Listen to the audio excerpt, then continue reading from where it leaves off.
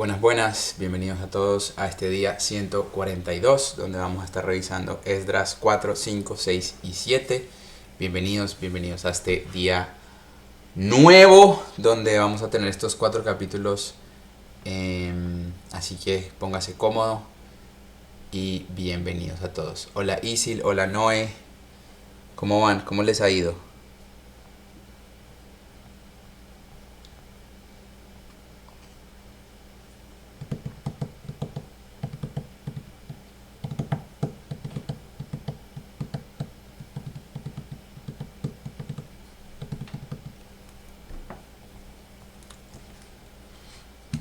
Bienvenidos a todos. Bienvenida también por ahí a Celi, a Monse, a Karin, a Gustavo. Bienvenidos a todos, muchachos. Bueno, vamos a empezar directamente. De una vez, amigos. De una vez. Aquí estamos. Hoy me pusieron 2 implantes y me dolía toda la cara. Pensé que moría. Sobrevivirás. Bienvenidos a todos. Bueno, vamos a empezar, vamos a orar. Señor, gracias por este nuevo día. Gracias, Padre, por tener tu presencia en la vida de cada uno de nosotros. Gracias, Padre, por este nuevo día. Gracias, Señor, por el techo. Gracias, Señor, por la comida. Gracias, Padre, por todas las bendiciones, Señor. Gracias por este estudio. Gracias, Señor, porque tú utilizas esto para reunirte con cada uno de nosotros. Te damos gracias, te bendecimos y te entregamos lo que vamos a leer el día de hoy. Que sea tu Espíritu Santo el protagonista. En nombre de Jesús. Amén y amén. Listo. Esdras capítulo 4. Hoy tenemos que leer, o tendríamos la referencia de Levíticos capítulo 9 y Primera de Reyes capítulo 8 con Esdras 6. Entonces, al terminar, revisamos rapidito esos dos a ver en qué se relacionan. Y lo vemos de esa manera. ¿Listos? Así que póngase cómodo. Déjeme confirmar que usted esté viendo todo perfectamente. Listo por acá, listo por aquí, listo. Dice, los enemigos se oponen a la reconstrucción. Cuando los enemigos de Judá y Benjamín oyeron que los desterrados estaban reconstruyendo un templo al Señor, Dios de Israel, fueron a ver a Zorobabel y los otros líderes y les dijeron, déjenos participar en la construcción junto con ustedes porque nosotros también adoramos a su Dios. Les venimos haciendo sacrificios desde que el rey Esar-Adón de Asiria nos trajo a estas tierras. Zorobabel, Jesúa y los otros líderes de Israel respondieron, de ninguna manera pueden tomar parte en esta obra. Nosotros solo construiremos el templo para el Señor Dios de Israel, tal como nos ordenó Ciro, rey de Persia. Entonces los habitantes del lugar intentaron desalentar e intimidar al pueblo de Judá para impedirle que siguiera trabajando. Sobornaron a algunos funcionarios para que actuaran en contra de ellos y frustraran sus planes. Esta situación continuó durante todo el reinado de Ciro, rey de Persia, y duró hasta que Darío subió al trono de Persia. Más oposición durante el reinado de Jerjes y Artajerjes. Años más tarde, cuando Jerjes comenzó su reinado, los enemigos de Judá escribieron una carta con acusaciones contra el pueblo de Judá y de Jerusalén. Tiempo después, durante el reinado de Artajerjes, rey de Persia, los enemigos de Judá, dirigidos por Bislam, Mitridates y Tabel, le enviaron una carta a Artajerjes, escrita en arameo, que fue traducida al idioma del rey. El gobernador Rehum y Simsaí, el secretario de la corte, escribieron la carta en la cual le contaban al rey Artajerjes acerca de la situación en Jerusalén. Saludaban al rey en nombre de todos sus colegas, los jueces y los dirigentes locales, el pueblo de Tarpel, los persas, los babilonios, los de Erec y Susa, es decir, Elam. También enviaron saludos de parte del resto del pueblo que el gran y noble Asurbanipal había deportado y reubicado en Samaria y en todas las tierras vecinas de la provincia situada al occidente del río Éufrates. La siguiente es una copia de la carta. Al rey Artajerjes de parte de sus leales súbditos de la provincia situada al occidente del río Éufrates. El rey debería saber que los judíos que llegaron a Jerusalén de Babilonia están reconstruyendo esta ciudad rebelde y malvada. Ya han echado los cimientos y pronto terminarán sus murallas. El rey también debería saber que si esa ciudad se reconstruye y se completan sus murallas, su reino se verá perjudicado porque los judíos se negarán a pagar los tributos, los derechos aduaneros y los peajes correspondientes. Ya que nosotros somos leales súbditos de usted y no queremos que se deshonre al rey de esa manera, hemos enviado esta información a su majestad. Sugerimos que se investigue en los registros de sus antepasados, en los que descubrirá lo rebelde que fue esa ciudad en la antigüedad. De hecho, fue destruida a causa de su larga y conflictiva historia de rebelión contra los reyes y las naciones que las controlaban. Advertimos al rey que si esa ciudad se reconstruye y sus murallas se completan, su majestad perderá la provincia situada al occidente del río Éufrates. Entonces, el rey Artajerjes envió la siguiente respuesta: al gobernador Rehum y Simsaí, secretario de la corte, y a su colega de Samaria y toda la provincia situada en el occidente del río Éufrates. Saludos. La carta que me enviaron fue traducida y leída en mi presencia. Ordené que se investigaran los registros y efectivamente comprobé que Jerusalén ha sido un semillero de insurrección contra muchos reyes. De hecho, la rebelión y la revuelta son normales allí. Reyes poderosos han gobernado Jerusalén y toda la provincia del occidente del río Éufrates y han recibido tributos, derechos aduaneros y peajes. Por lo tanto, emitan órdenes para que esos hombres dejen de trabajar. Queda prohibido reconstruir esa ciudad a menos que yo lo ordene expresamente. Sean diligentes y no se descuiden en este asunto, porque no debemos permitir que la situación perjudique los intereses del trono. Cuando Rehum, Simsai y sus colegas oyeron la lectura de esa carta del rey Artajerjes, se fueron deprisa hacia Jerusalén. Rocío, bienvenida y gracias por seguirme. Oyeron la lectura de esa carta del rey Artajerjes, se fueron deprisa hacia Jerusalén. Entonces, con una demostración de fuerza, obligaron a los judíos a abandonar la construcción. Gracias, Celi, por compartir el sticker. Se reanuda la construcción. Por lo tanto, se detuvo la obra del templo de Dios en Jerusalén y quedó suspendida hasta el segundo año del reinado de Darío, rey de Persia. Gracias, Isil, también por compartir el sticker. Antes de seguir,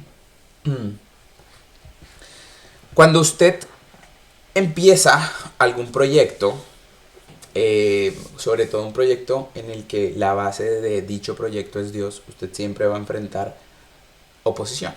Siempre va a enfrentar o siempre se va a ver expuesto ante situaciones, ante personas que de cierta manera van a llegar o a distraerlo o a tratar de alejarlo de su enfoque. Por eso muchas veces cuando nosotros empezamos nuestra relación con Dios, decimos, es que no sabía que esto era tan difícil, es que no pensé que me fuese a costar tanto. Qué difícil puede ser tener una relación con Dios. Qué de complicado tiene eso. No creo que tener una relación con Dios sea tan difícil.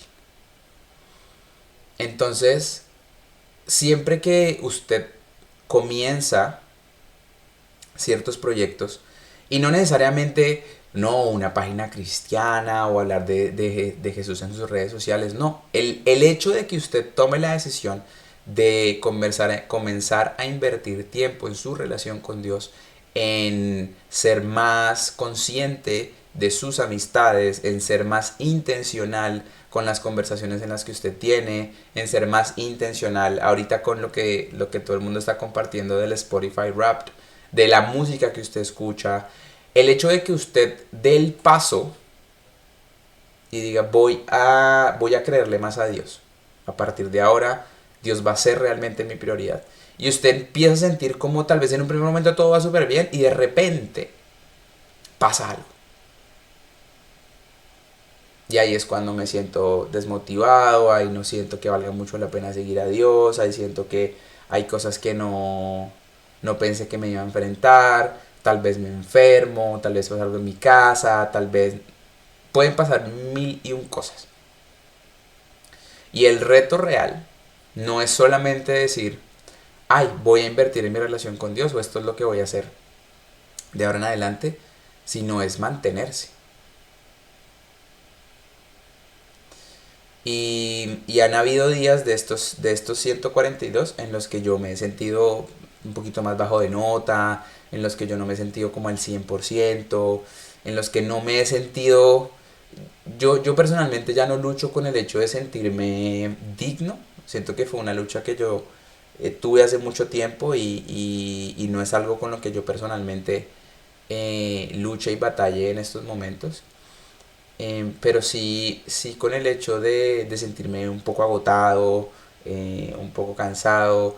También es el hecho de lo que yo les decía, que llevo prácticamente 3 años sin vacaciones.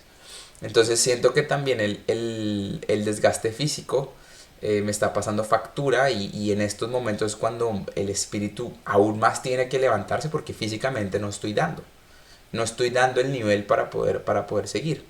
Entonces, cuando estamos en esas situaciones extremas, que entiéndase la palabra extrema en este contexto de que usted realmente se empieza a dar cuenta de que me está faltando algo. Y no es un pecado reconocer, me está faltando disciplina, me está faltando tal vez constancia, o me está faltando fuerza física para levantarme y decir voy a hacer esto, ¿no? Em, y es en esos momentos donde una oración de camino a su trabajo, de camino a su universidad, a su escuela, de camino al gimnasio. A veces una oración es lo que usted necesita para volver a tener energías. Y una oración sincera. Así como usted y yo estamos hablando en estos momentos. Yo sé que yo no le puedo escuchar a usted, pero de esta misma manera. Señor, me siento cansado, me siento agotado, siento que no voy a poder, siento que... y una de las cosas es, nuevamente lo que les decía ayer, que usted sienta que algo es así con Dios, no significa que Dios esté literalmente en contra suya. Manda saludos a Andresito, dice que anda en la calle. Ah, bueno. Tiene tiempo para mandar saludos, pero no para entrar al en vivo. Dígale eso. Ah, seguimos. Gracias, Eli. En ese tiempo, los profetas Agebo y Zacarías, hijo de Ido, profetizaron a los judíos que estaban en Judá y en Jerusalén. Hablaron en nombre del Dios de Israel, quien estaba sobre ellos. Zorobabel, hijo de Salatiel, y Jesúa, hijo de Jeosadac, respondieron y continuaron la reconstrucción del templo de Dios en Jerusalén. Los profetas de Dios estaban con ellos y los ayudaban. Sin embargo, Tanaí... Uy, no, miren quién llegó. No sé qué tanto se va a quedar, pero bienvenido Gilberto. Gracias, brother, por esos 3 conos de helado.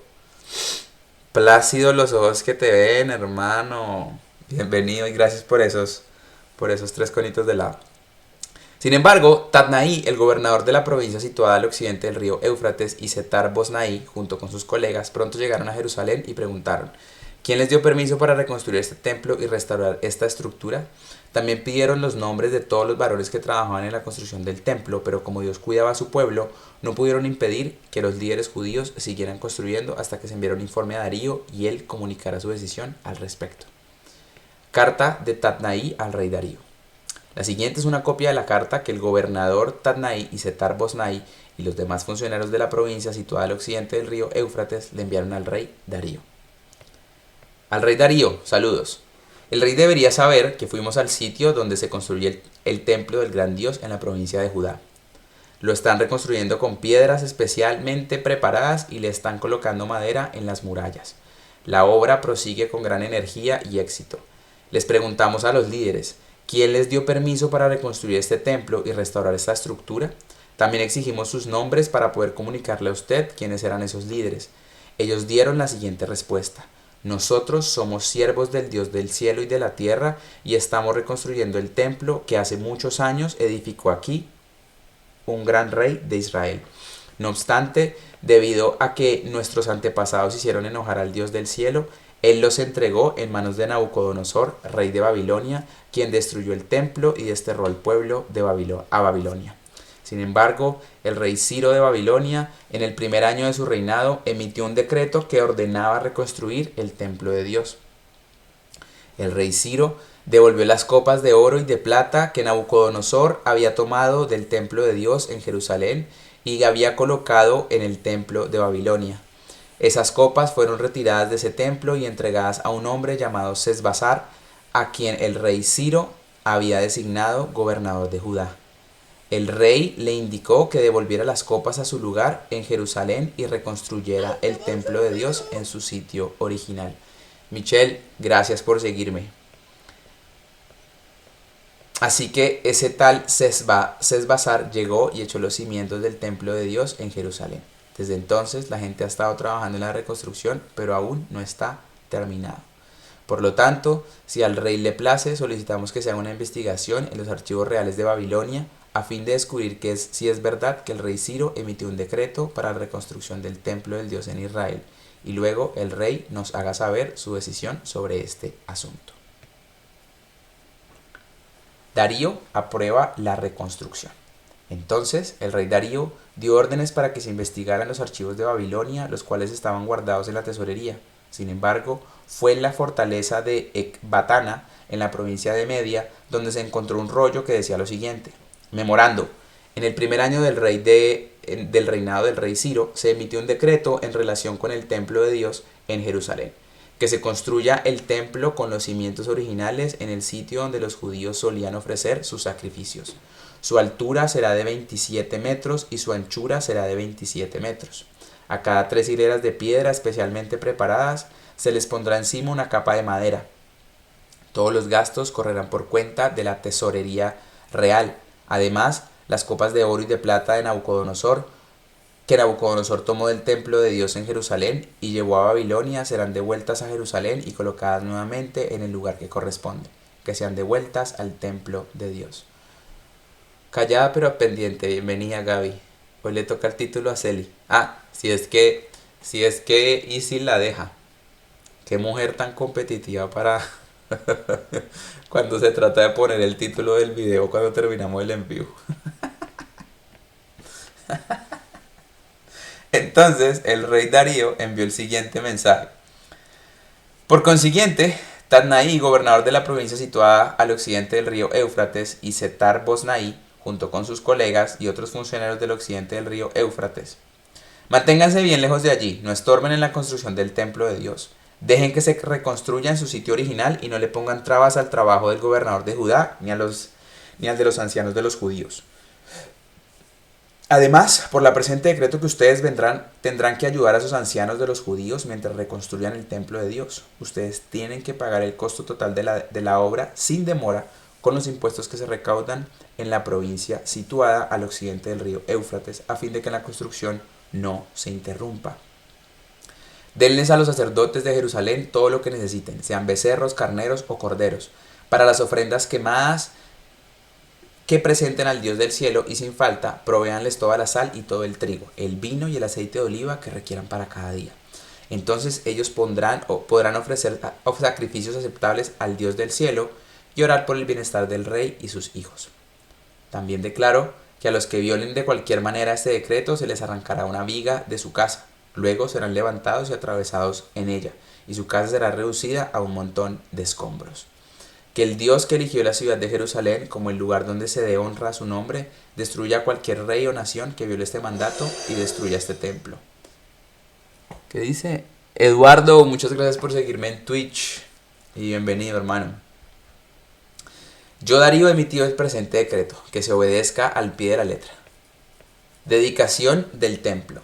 Tatnaí, gobernador de la provincia situada al occidente del río Éufrates, y Setar Bosnaí, junto con sus colegas, acataron enseguida el mandato del rey Darío. Así que los ancianos de los judíos continuaron la obra y fueron muy animados por la predicación de los profetas Ageo y Zacarías, hijo de Ido. Por fin el templo quedó terminado, como lo había ordenado el Dios de Israel y decretado Ciro, Darío, Artajerjes, reyes de Persia. La construcción del templo se completó el 12 de marzo durante el 6º año del reinado de Darío. Luego el pueblo de Israel, los sacerdotes, los levitas y todos los demás que habían regresado del destierro se dedicaron al templo de Dios con alegría. Durante la ceremonia de dedicación del templo de Dios, sacrificaron 100 becerros, 200 carneros, 400 corderos. También presentaron 12 chivos como ofrenda por el pecado de las 12 tribus de Israel. Luego, los sacerdotes y los levitas se agruparon según sus diferentes divisiones para servir en el templo de Dios en Jerusalén, tal como está establecido en el libro de Moisés. Celebración de la Pascua. Los que regresaron del destierro celebraron la Pascua el 21 de abril. Los sacerdotes y los levitas se habían purificado y estaban ceremonialmente puros. Así que mataron al cordero de la Pascua para todos los que regresaron del destierro, para los hermanos sacerdotes y para ellos mismos. El pueblo de Israel, que había regresado del destierro, comió la cena de Pascua junto con los demás de la tierra que habían dejado sus prácticas corruptas para adorar al Señor, Dios de Israel. Luego Celebraron el festival de los panes sin levadura durante 7 días. Hubo mucha alegría en toda la tierra porque el Señor había hecho que el rey de Asiria les diera su favor al ayudarlos a reconstruir el templo de Dios, del Dios, el Dios de Israel. Isil, gracias por esas 20 explosiones de el Live Fest y muchas gracias por completar el objetivo.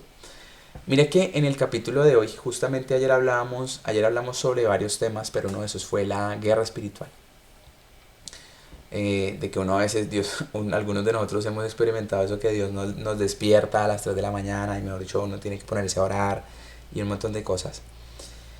Y hoy estamos reflexionando un poco sobre la oposición. Entonces, dese cuenta cómo de por sí Dios nos está llevando a un terreno del cual tal vez no sea un tema que a muchos nos interese en un inicio. Tal vez uno de los temas que más interesan es las relaciones, hallar la persona correcta, bueno, todo ese tipo de cosas. Pero esto que estamos enfrentando de oposición, guerra espiritual y cómo sobrellevarlo, son cosas que usted necesita saber, son cosas que usted necesita y que se deben hablar, que se deberían hablar incluso mucho más en las iglesias, porque al final, si es como, yo siempre me he tomado la iglesia como un sitio en el que yo me alimento de la palabra, pero a su vez entreno. Ese mensaje de Karin todo predeterminado. Entonces,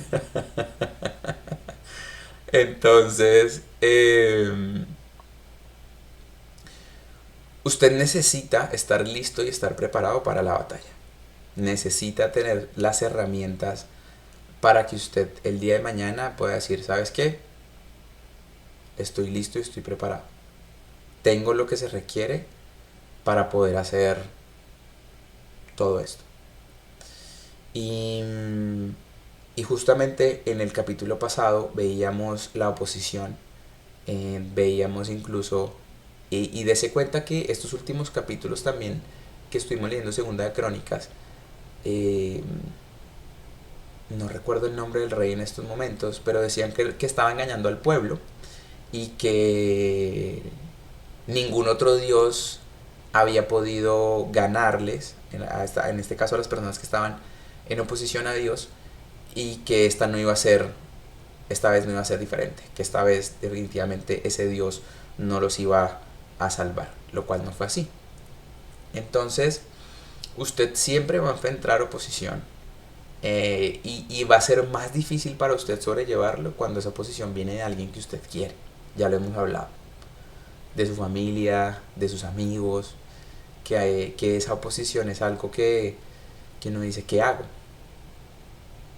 Porque tal vez viene de una persona que a usted toda su vida...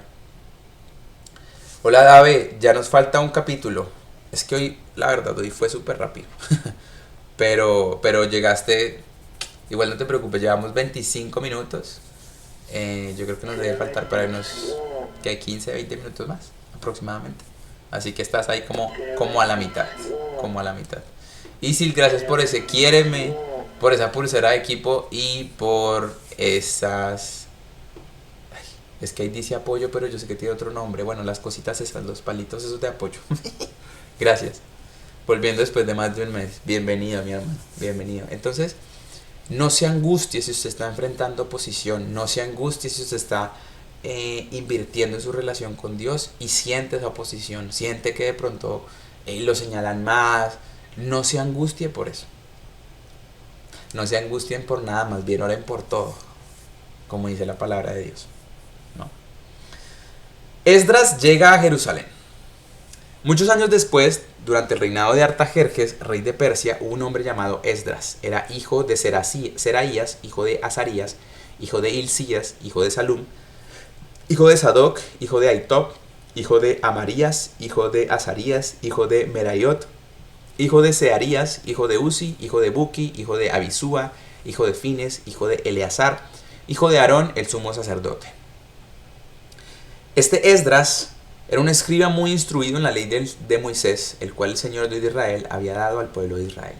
Él subió a Babilonia, a Jerusalén, y el rey le dio todo lo que pidió, porque la bondadosa mano del Señor su Dios estaba sobre él. Algunos del pueblo de Israel, junto con varios sacerdotes, levitas, cantores, porteros y sirvientes del templo, viajaron con él en el 7º año del reinado de Artajerjes. Esdras llegó a Jerusalén en agosto de ese año. Había hecho arreglos para partir de Babilonia el 8 de abril, el primer día del nuevo año, y llegó a Jerusalén el 4 de agosto, pues la bondadosa mano de su Dios estaba sobre él. Así fue porque Esdras había decidido estudiar y obedecer la ley del Señor y enseñar sus decretos y ordenanzas al pueblo de Israel. La siguiente es una copia de la carta que el rey Artajerjes le dio a Esdras, el sacerdote y escriba que estudiaba y enseñaba los mandatos y decretos del Señor a Israel. De Artajerjes, rey de reyes, al sacerdote Esdras, maestro de la ley de Dios del cielo. Saludos. Yo decreto que cualquier israelita de mi reino, incluidos los sacerdotes y levitas, puede ofrecerse como voluntario para regresar contigo a Jerusalén. Por la presente yo y mis 7 consejeros te ordenamos que averigües la situación en que están Judá y Jerusalén, basados en la ley de tu Dios, la cual está en tus manos. También te encargamos que lleves contigo plata y oro, los cuales presentamos como una ofrenda voluntaria al Dios de Israel, quien vive en Jerusalén. Además, llevarás toda la plata y el oro que obtengas de la provincia de Babilonia, como también las ofrendas voluntarias que el pueblo y los sacerdotes ofrezcan para el templo de su Dios en Jerusalén. Usarás estos donativos específicamente para comprar toros, carneros, corderos y las ofrendas de grano y las ofrendas líquidas correspondientes, para que se ofrezca todo en el altar del templo de tu Dios en Jerusalén. El oro y la plata que sobren pueden usarse para lo que tú y tus colegas crean que sea la voluntad de su Dios. En cuanto a las copas que te confiamos para el servicio de tu templo, del templo de tu Dios, entrégalas todas al Dios de Jerusalén. Si precisas alguna otra cosa para el templo de Dios o para otra necesidad similar, puedes tomarla de la tesorería real. Yo, el rey Artajerjes, por la presente, envío el siguiente decreto a todos los tesoreros de la provincia situada al occidente del río Éufrates. Deben darle a Esdras, el sacerdote y maestro de la ley de Dios del cielo, todo lo que él les pida. Les dará hasta 3.400 kilos de plata, 500 canastas de trigo, 2.100 litros de vino, 2.100 litros de aceite de oliva y sal en cantidad ilimitada. Procuren proveer todo lo que el Dios del cielo exija para su templo, pues, ¿por qué hemos de correr el riesgo de provocar el enojo contra los dominios del rey y de sus hijos? Esto que usted está viendo acá es una de las maneras en cómo el rey Artajerjes, de cierta forma, reconocía quién era Dios. Por eso cuando nosotros nos enfrentamos ante estas situaciones, no sabemos qué hacer. Y cuando digo situaciones es a situaciones de oposición en la que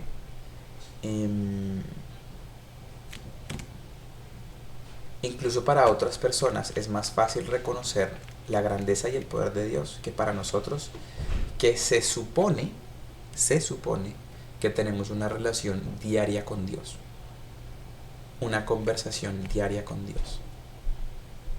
Y yo sé que no me va a dejar mentir, porque sé que no soy el único que le ha pasado, que a veces uno cuando está en su momento más bajo o en un momento como crítico con Dios, llega usted o conoce a alguien que termina no siendo una persona muy cercana a Dios, y que usted se da cuenta que esa persona incluso puede estar más cerca de Dios que usted en ese momento. No se lo digo y no le cuento este escenario para que usted se compare con la otra persona y diga él es mejor que yo, sino que a veces es increíble cómo para nosotros es tan fácil soltar la mano de Dios ante la tentación, ante el problema, ante la dificultad, ante el miedo, ante la incertidumbre, ante el que dirán, y se nos hace demasiado difícil volver a tomar esa mano.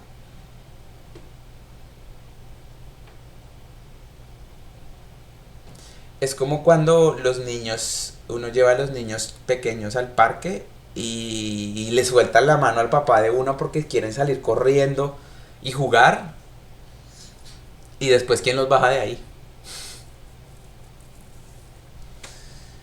Hola Abel, bienvenido. Entonces, para nosotros se nos ha hecho demasiado sencillo soltarle la mano a Dios.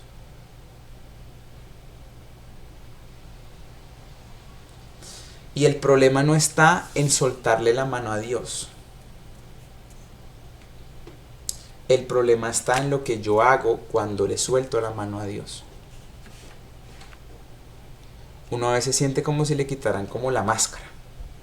Y uno dice, uy, no, es que yo en esa iglesia estaba, yo no sabía que era el mundo, yo me estaba perdiendo era de todas estas cosas buenas. De vivir. Dejé de vivir por seguir a Dios. Y se lo dice una persona que duró más de 20 años sin una relación con Dios. Entonces, soltarle la mano a Dios, y yo que le solté la mano a Dios teniendo una relación con Dios, y me fui a vivir nuevamente, me di cuenta que no hay una mano más cálida que la de Dios. Y el tema no solo es que usted le suelte la mano a Dios, sino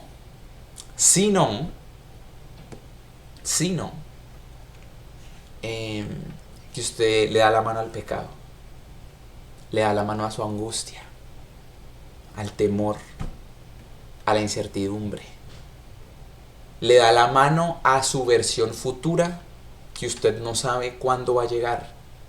Y el tema es que son manos heladas, frías. Pero es ese frío que a usted lo lastima, que usted siente que es raro porque es ese frío que lo quema a usted.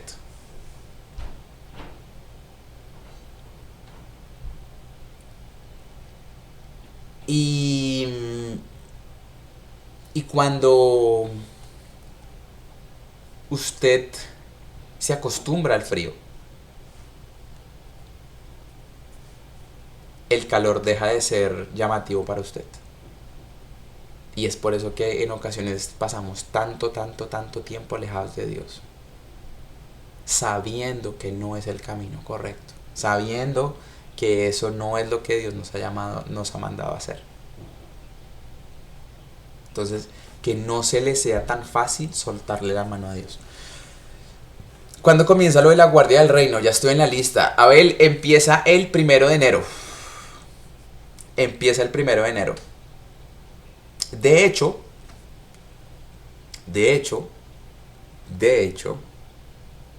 esperen un segundo. De hecho, déjenme ver una cosa. No puedo.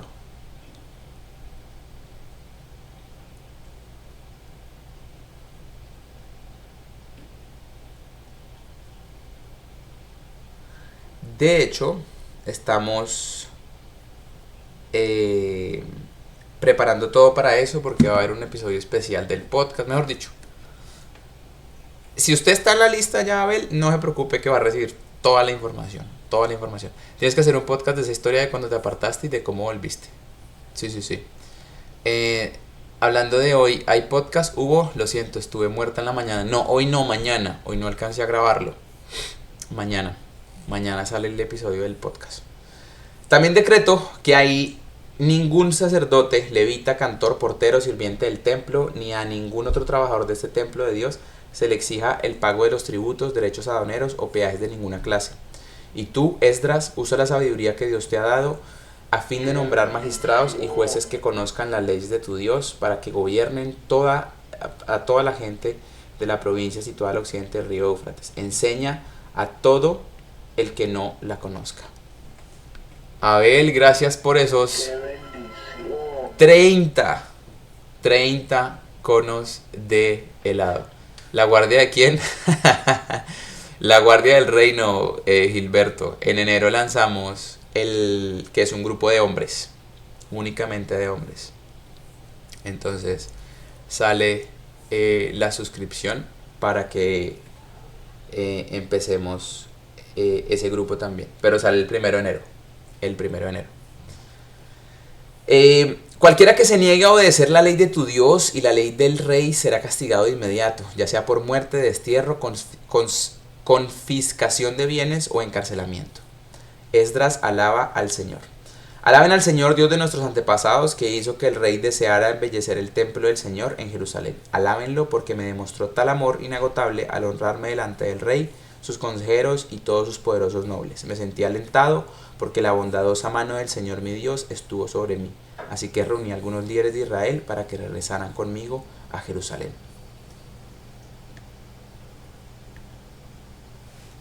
Con eso terminamos el día 142, pero déjeme, vamos rápidamente a revisar.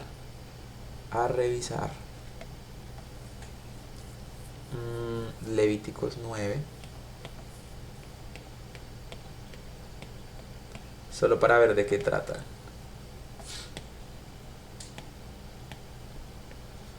Los sacerdotes comienzan su labor. Ok.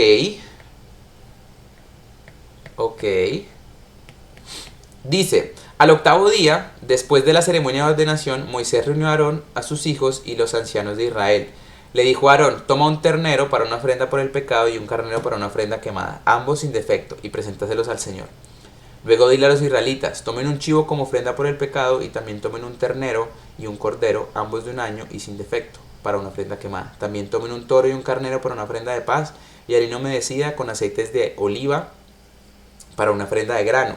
Presenten todas estas ofrendas al Señor porque hoy el Señor se aparecerá a ustedes. Entonces esto que vemos acá en Levítico 9 hace referencia un poco a lo que leímos hoy en Esdras 6, que es un poco el tema de la reconstrucción y la dedicación en el templo.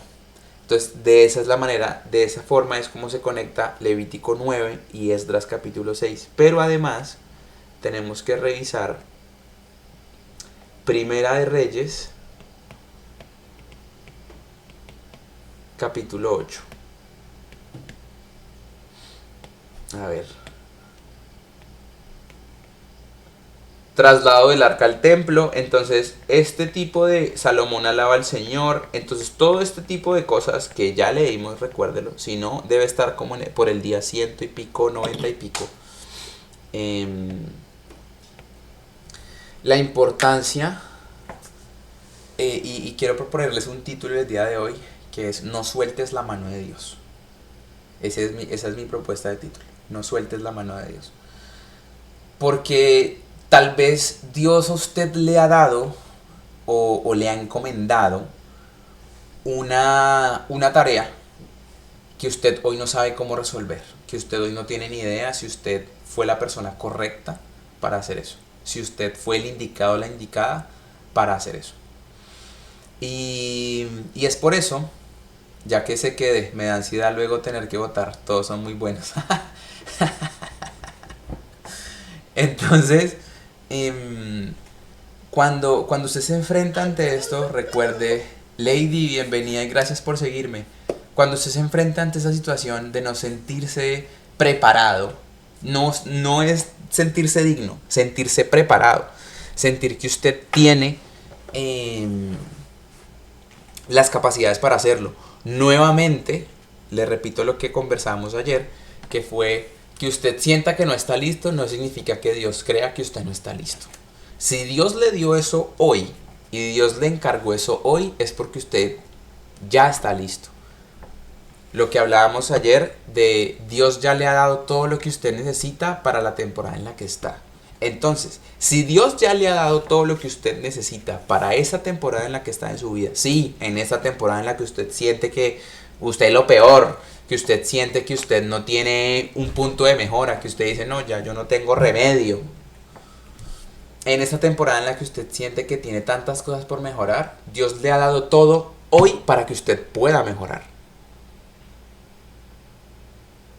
Que nos cueste darnos cuenta qué es eso que Dios nos ha dado, claramente ese es el reto más grande. Porque para nosotros es más fácil ver nuestras falencias o las falencias de los demás que ver realmente lo que Dios hace en nuestras vidas. Entonces, no lo olvide. Gracias a todos los que se conectaron por acá en Twitch y gracias a usted que vio esto en YouTube. Nos vemos mañana en el día 143.